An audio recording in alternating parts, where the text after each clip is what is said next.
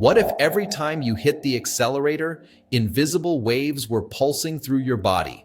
Some people online claim electric cars are like sitting inside a giant microwave, buzzing with radiation, quietly cooking us from the inside out. Sounds dramatic, right? But here's the thing, those claims have gone viral for a reason. People are genuinely worried that all that battery power, high voltage, and constant Bluetooth connectivity might be slowly affecting our health. So today, we're going straight into the truth. Are electric cars actually dangerous because of EMFs, the electromagnetic fields inside them? Or are we just letting internet fear take the wheel? In this video, we'll break down what EMFs really are, where they come from, how electric cars compare to gas cars, what the latest science says about their safety, and natural ways to protect yourself from unnecessary exposure, just in case you still want to play it safe. By the end, you'll have a clear answer to one simple question. Are we driving into the future or driving inside a field of radiation? Before we dive into whether electric cars are safe, we've got to understand what we're actually talking about. EMF stands for electromagnetic field. It sounds high-tech, but it's all around you right now. Your phone, your laptop, even the light coming from your screen gives off EMFs. Here's the key. Not all EMFs are the same. There are two main types, ionizing and non-ionizing. Ionizing radiation is the dangerous kind, the type that can knock electrons off atoms and damage DNA. That's your X-rays, gamma rays, stuff you don't want to bathe in. But the EMFs from cars, phones, Wi-Fi, and power lines are non-ionizing. They don't have enough energy to harm cells directly. Still, the word radiation freaks people out, and understandably so. We've been taught to associate it with danger. When people hear that electric cars use high-voltage batteries, massive inverters, and constantly communicate through wireless signals, it triggers the question, are we being exposed to too much? Add to that the rise in gadgets, 5G networks, and constant digital connection. It's no wonder EMFs have become one of the most misunderstood topics in modern technology.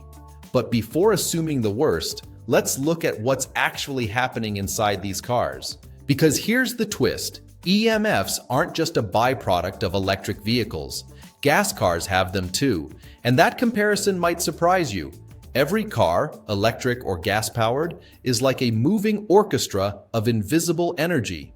But in electric cars, that energy is louder and more concentrated because the entire system runs on electricity. So, let's lift the hood and see where those EMFs are actually coming from.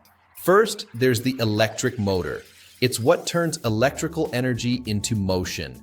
Every time you accelerate, current flows through thick cables and coils, creating magnetic fields. Then you have the inverter, which converts the battery's DC power into AC power for the motor.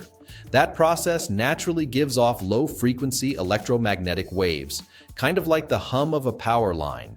Next, there's the battery pack, the heart of the car. It's usually positioned under the floor, which means the main EMF zone is beneath your feet, not around your head or heart. Engineers actually design these systems with shielding and routing that push magnetic fields downward and away from passengers. But that's not all.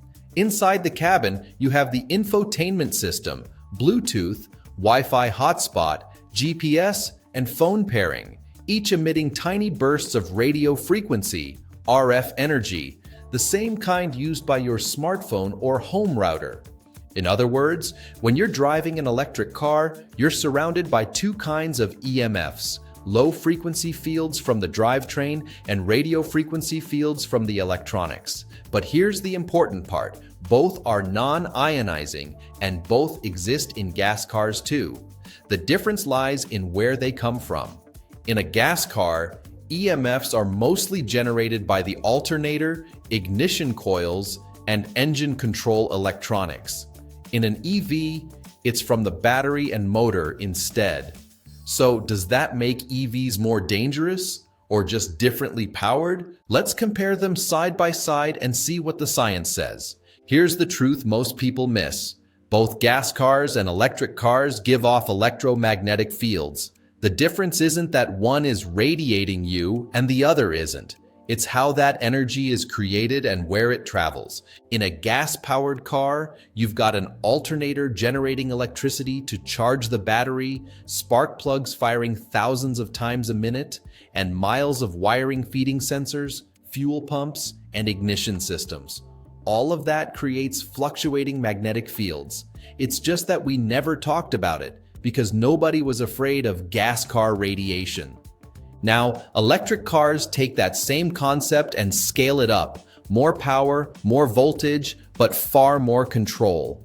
EVs use shielded high-voltage cables designed to contain those magnetic fields. Engineers spend years testing cabin safety to make sure drivers aren't sitting in a hot zone. And the data backs it up. In a 2025 German Federal Office for Radiation Protection study, researchers tested 14 popular cars, both gas and electric. The result? Every single one met safety recommendations. In most cases, the EMF levels inside EVs were the same or lower than in gasoline vehicles. The strongest readings? Near the floorboards, right where the main cables run. By the time that energy reaches head or chest height, it's already dropped by 90%. So no, sitting in a Tesla, Ioniq 5 or Rivian doesn't mean you're bathing in harmful radiation. It's just a different flavor of the same energy that's been flowing through cars for decades. If anything, EVs are more engineered for EMF safety than older combustion models, because the public actually asks these questions now. But to really understand if that energy poses any danger at all, we have to look at the numbers and who sets the rules for safety. So, what do scientists actually consider too much when it comes to EMFs? The truth is, this question has been studied for decades by some of the world's top health and safety agencies, organizations like the World Health Organization, WHO, the International Commission on Non-Ionizing Radiation Protection, ICNIRP, and the U.S. Federal Communications Commission, FCC, have set exposure limits that apply to everything, from power lines to Wi-Fi routers to, yes, electric vehicles. Those standards are based on thousands of studies analyzing how EMFs interact with the human body. The conclusion? At the levels we experience in daily life, whether from your car, your phone, or your home wiring, there's no verified evidence of harm. The limits are designed with massive safety buffers, often hundreds of times lower than the threshold where any biological effect might occur. For example, the ICNIRP's 2020 guidelines allow up to 200 microteslas of low-frequency magnetic field exposure for the general public. The average reading inside an EV's cabin? Around 1 to 5 microteslas.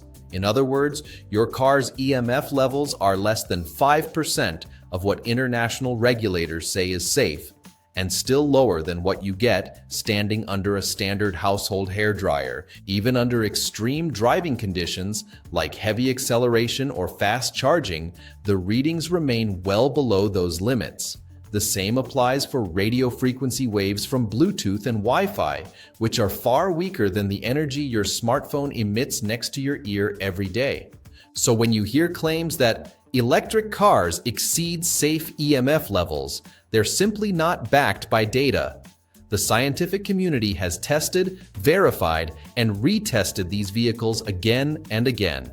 Still, some people report feeling uneasy around EMFs or believe they're sensitive to them.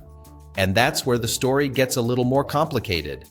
Let's be honest, anything that's invisible tends to make people uneasy. You can't see EMFs, you can't smell them, and you can't touch them. So it's easy for the imagination to fill in the blanks, add in the word radiation, and suddenly it sounds like something out of a science fiction disaster movie. That fear took root years ago when early studies on power lines suggested possible health effects, but those studies were small, and later research couldn't reproduce the same results. Still, the fear never fully disappeared. It just shifted to whatever new technology came next. Cell phones, Wi-Fi, 5G, and now electric cars. Another reason EMFs get such a bad reputation is misinformation online. Videos and articles often mix facts with speculation, throwing around terms like microwave frequency or radiation poisoning, without explaining that EVs operate at frequencies far lower than anything that can heat tissue or alter DNA. And while it's true that the World Health Organization's International Agency for Research on Cancer once labeled certain EMFs as possibly carcinogenic, that same label also applies to things like coffee, pickled vegetables, and aloe vera. It's not proof of danger, it's simply a reminder that research continues. Still, perception matters. Some people claim to feel dizzy, tired, or anxious around strong electronic fields, a condition often called electromagnetic hypersensitivity. The science behind that is mixed.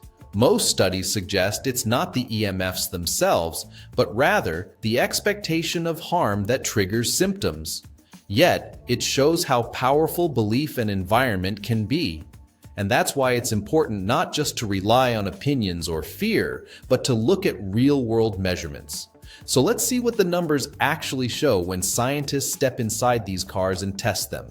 When scientists actually step into these vehicles with EMF meters, the results paint a very different picture from the online horror stories. In 2025, the German Federal Office for Radiation Protection tested 14 modern cars, gasoline, hybrid, and fully electric.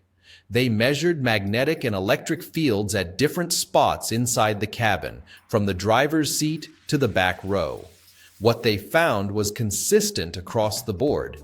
Every single vehicle stayed far below international safety limits. In fact, the average electric car produced EMF levels that were equal to or even lower than those found in traditional combustion vehicles. The strongest readings were near the floor, right above where the power cables run, but even those dropped off sharply within a few inches.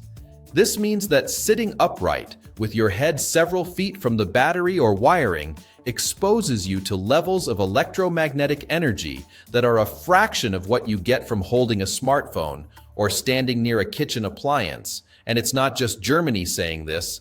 Independent studies in Korea, Canada, and the United States have reached the same conclusion. These fields are real, but they're weak, and they fade fast with distance. So instead of imagining EVs as rolling radiation chambers, it's more accurate to picture them as carefully engineered environments where invisible energy is safely managed. Still, if you want to minimize exposure even further, there are simple ways to do it without ditching the technology altogether. Even though EMF levels in electric cars are far below danger limits, some people prefer to play it extra safe, and that's perfectly fine. A few small habits can reduce exposure even more without affecting your drive at all. First, keep your seat and posture normal. Don't rest your feet directly on the central battery tunnel or power cable area for long periods. EMF strength drops dramatically with distance, so even a few extra inches make a difference. Use hands-free calling instead of holding your phone close to your head, and avoid charging your phone in your lap while driving. Turn off Wi-Fi hotspots or Bluetooth connections you're not using, especially on long road trips. And if you have a pacemaker or implanted medical device, experts recommend simply avoiding pressing your chest directly against charging cables or fast charging cabinets.